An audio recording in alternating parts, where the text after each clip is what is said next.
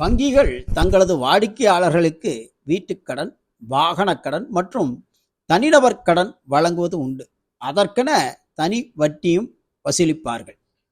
இதை reserve bank of இந்தியாவின் வட்டி விகிதத்தை பொறுத்தே மாறுபடும்.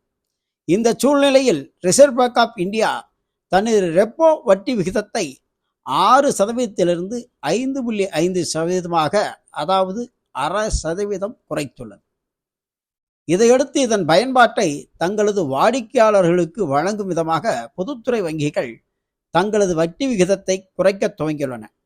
இதன்படி வங்கிகளில் வாடிக்கையாளர்களின் வீட்டுக்கடன், தனிநபர் கடன் மற்றும் வாகனக்கடன் வட்டியை பரோடா வங்கியும், பஞ்சாப் நேஷனல் வங்கியும், பேங்க் ஆஃப் இந்தியா வங்கியும் மற்றும் இந்தியன் வங்கியும் தனது வாடிக்கையாளர்களுக்கு கடனுக்கான வட்டி விகிதத்தை குறைக்க துவங்கியுள்ளது.